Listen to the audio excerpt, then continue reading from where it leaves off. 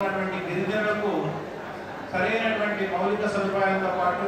మెరుగైన ఉపాధి అవకాశాలు కల్పించాలని మేము 1800 గిరిజన ప్రాంతాల్లో పాదయాత్ర చేస్తే మాకు తెలిసింది ఏమిటంటే అమాయక గిరిజనులు చాలా మంది జైలు పాలవుతున్నారు సరైనటువంటి ఉపాధి అవకాశాలు లేక చట్ట నిరోధమైనటువంటి కొన్ని చర్యల్లో పాల్గొని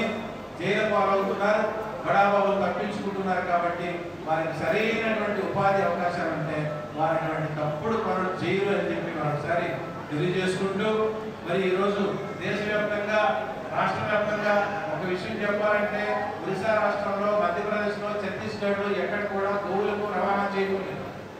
ఆ 3 రాష్ట్రాల నుంచి కొన్ని వేల వందల కిలోమీటర్ల నుండి గోవులను పాదయాత్ర నడిపిస్తూ ఉత్తరాంధ్రలో ఉన్నటువంటి వీరఘట్టం ప్రాంతంలో ప్రాంతాల్లో కొన్ని వందల లారీలు గోవులు లోడ్ చేసి కేరళ ఇతర రాష్ట్రాలకు పంపించి గోవధకు చేస్తూ కంటైనర్ ద్వారా మాంసాన్ని విక్రయించినటువంటి చర్యలు జరుగుతున్నాయి కాబట్టి ప్రభుత్వం దీని మీద ఆల్రెడీగా చట్టము ఉన్నాయి గోవధ సంపూర్ణ నిషేధ చట్టాలు చాలా ఉన్నాయి అవి అమలు చేయాలని కోరుకుంటూ మరి భారతదేశం అంటే సనాతన హిందూ దేశం 90% హిందువులు ఉన్నటువంటి దేశంలో హిందువులను గౌరవించవలసినటువంటి బాధ్యత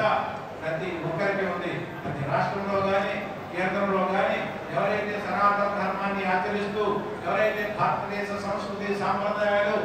సాంప్రదాయాలను ముందుకు తీసుకెళ్తూ భారతదేశ ఔన్నత్యాన్ని భారతదేశ ప్రతిష్టని ఎవరైతే ముందుకు తీసుకెళ్తారో అటువంటి నాయకులందరూ మనకి ఆదర్శమైన వారు అటువంటి కోవకి చెందిన వారే శ్రీరామచంద్రుడు శ్రీరాముడు పరిపాలించిన రాజ్యం కనుక ఇది రామరాజ్యం మళ్ళీ రామరాజ్యం కోవాలని మనం అందరం కోరుకుంటూ జై శ్రీరామ్.